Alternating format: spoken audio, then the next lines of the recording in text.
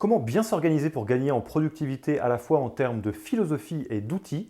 Il y a peu d'ouvrages qui répondent aussi bien à cette question que l'excellent La 25e heure. Écrit par Baudine, Guillaume Declercq et Jérôme Dumont, La 25e heure a la particularité d'être en fait un ouvrage qui collectionne les meilleures pratiques et outils d'organisation personnelle de plusieurs centaines d'entrepreneurs. C'est un ouvrage qui a effectivement été créé par ces trois auteurs, écrit par ces trois auteurs, mais dans lequel on trouve des principes qui viennent de tout un tas d'autres entrepreneurs. Rendons à César ce qui appartient à César. L'objectif de cette vidéo est de vous partager les éléments principaux de la colonne vertébrale d'organisation personnelle que vous trouverez dans ce livre. Vous l'avez donc compris entre les lignes, au-delà du contenu de cette vidéo, nous vous conseillons fortement de découvrir cet ouvrage dans son intégralité, qu'il s'agisse de la version papier, Kindle ou audiolivre. D'ailleurs, on vous met le lien dans la description pour avoir accès à cet ouvrage. Maintenant que l'hommage est posé, allons-y.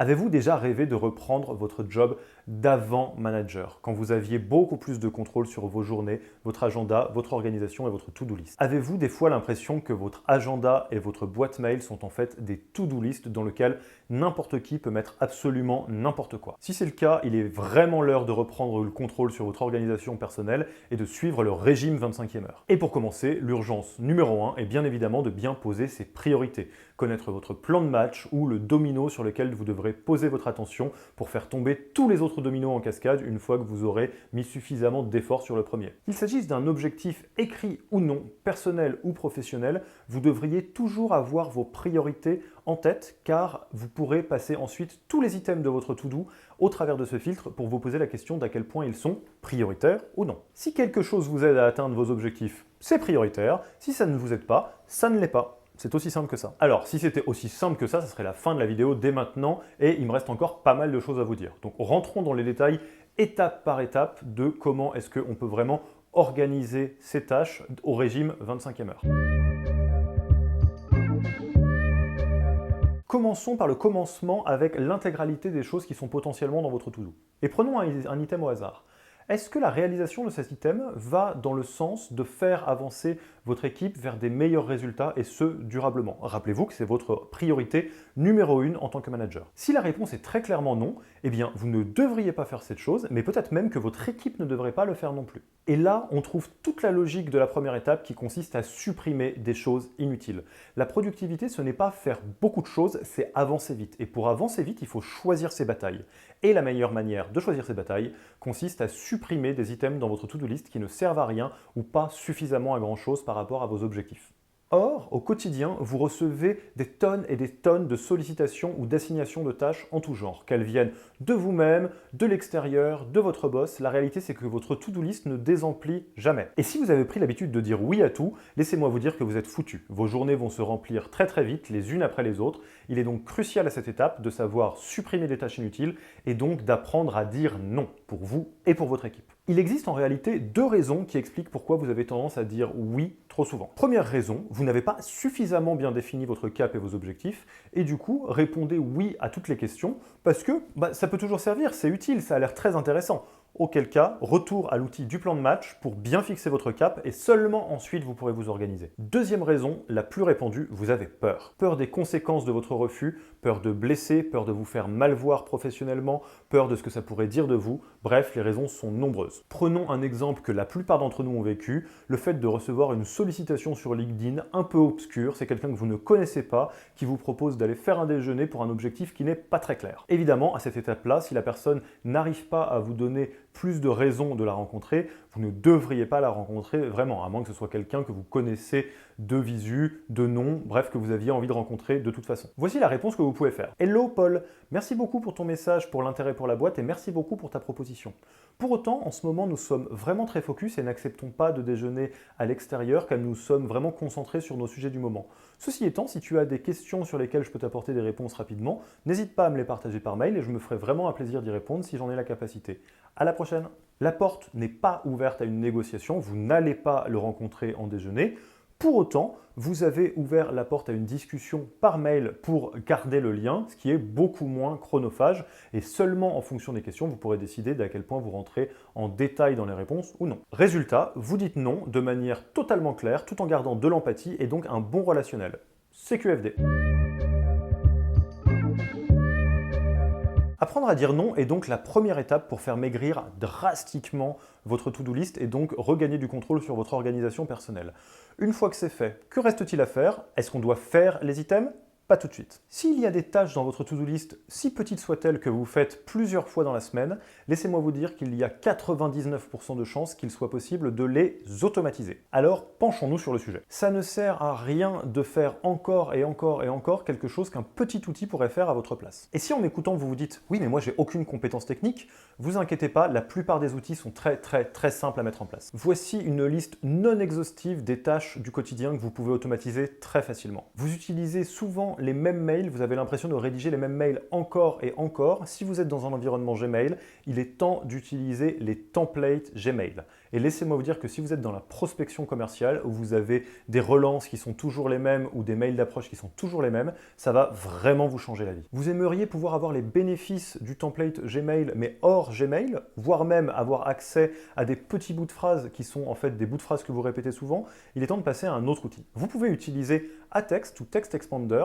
pour assigner une chaîne de caractères très longue à une chaîne de caractères plus courte. Alors, ça a l'air compliqué comme ça ne l'est pas. L'idée, c'est par exemple de prendre un paragraphe que vous rédigez très souvent et de lui donner un raccourci comme par exemple 2.p pour 2 points paragraphe. Vous utilisez souvent les informations relatives à votre banque pour relancer des factures ou faire des choses comme ça.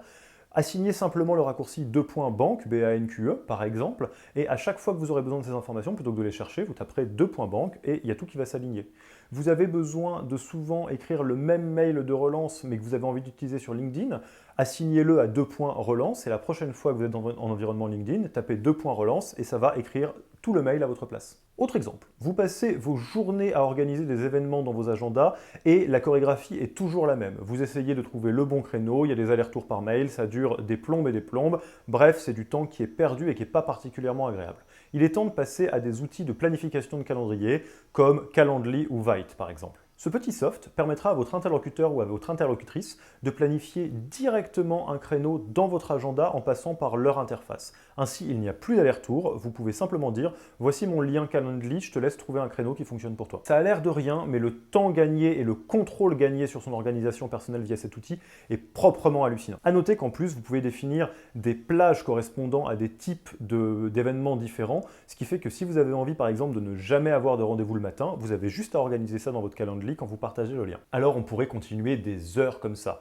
On pourrait parler des raccourcis clavier, on pourrait parler d'outils de prise de notes comme Evernote ou d'autres et de comment les optimiser. On pourrait parler des incroyables Zapier ou IFTTT qui permettent de connecter des softs les uns aux autres pour automatiser à peu près tout ce que vous voulez. L'idée, c'est pas de faire une liste exhaustive, c'est de vous faire prendre conscience qu'il y a un grand nombre de choses qui sont automatisables facilement, sans compétences techniques et avec un budget qui est parfois inexistant ou en tous les cas très réduit. Et du coup, je préfère vous laisser avec ces deux phrases. Si vous vous surprenez à faire la même chose plusieurs fois par semaine, creusez, renseignez-vous et vous allez vous rendre compte qu'il y a une manière de l'automatiser, c'est à peu près sûr, on est au 21e siècle.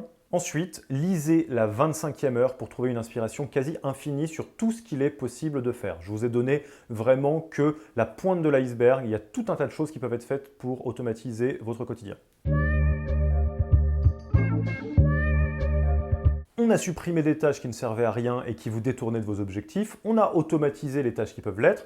Qu'est-ce qu'il reste à faire? On va les faire ces tâches finalement? Pas si vite, il y a encore quelque chose que vous pouvez faire. Le dernier filtre consiste à déléguer le plus de tâches que vous pouvez déléguer. Alors, l'art et la manière de déléguer est un sujet à part entière assez compliqué, donc c'est pour ça qu'on en parlera dans un autre module, ça va arriver assez vite, vous inquiétez pas. Pour l'heure, l'idée c'est vraiment de se pencher sur la logique de pourquoi déléguer et des solutions qui existent pour déléguer facilement à peu près dans tous les cas de figure. Déjà, posez-vous la question de la pertinence de la tâche que vous êtes en train de faire. Est-ce que vous êtes la seule personne qui est capable de faire la tâche que vous êtes en train de faire correctement pour amener des résultats élevés à l'équipe durablement? Si la réponse est non, il est peut-être l'heure de se poser la question de si vous ne pourriez pas ou ne devriez pas la déléguer. Pourquoi est-ce problématique de passer du temps sur des tâches que d'autres peuvent faire? Eh bien car mécaniquement, ça vous laisse moins de temps sur des tâches que vous êtes le seul ou la seule à pouvoir faire. Attention, même si ça ne vous dérange pas de faire cette tâche, voire même que vous l'aimez un peu bien, c'est de votre responsabilité de déléguer le plus possible, d'une part pour faire monter en compétences et en qualité d'exécution tous les membres de votre équipe. Quand ils peuvent prendre en responsabilité une tâche que vous faisiez avant, c'est souvent très très bien pour leur évolution personnelle. Et d'autre part, parce que comme je vous le disais, il faut que vous passiez idéalement du temps sur des tâches que vous êtes les seuls à pouvoir faire. On ne va pas rentrer là dans le comment déléguer, c'est l'objet d'un prochain module, comme on vient de vous le dire, mais là, dans la philosophie, gardez en tête que vous pouvez déléguer très souvent aux membres de votre équipe, mais que vous pouvez aussi externaliser certaines tâches de manière assez simple. Sans rentrer trop dans les détails, sachez qu'il existe un grand nombre de plateformes qui vous permettent d'externaliser des tâches qui vont de tâches les plus complexes à des tâches les plus simples pour des budgets qui peuvent être très conséquents ou très contenus. L'idée, c'est vraiment donc d'aller faire un tour sur ces plateformes. On pense à Malte, par exemple, qui est une plateforme où vous pourrez trouver des freelances vraiment experts, mais aussi des plateformes comme Fiverr ou 5euros.com qui vous permettent de trouver des personnes qui vont pouvoir vous aider sur des tâches peut-être un peu plus simples à réaliser. Je vous laisse explorer ces sites. Vous serez très surpris de voir tout ce qu'on peut externaliser à moindre coût. Bien évidemment, faites attention à ne pas vous retrouver dans une situation où vous êtes en train d'exploiter les personnes que vous avez en face de vous. Ce n'est pas la logique. La logique, c'est d'arriver à externaliser sainement des tâches qui peuvent l'être faites à juste prix.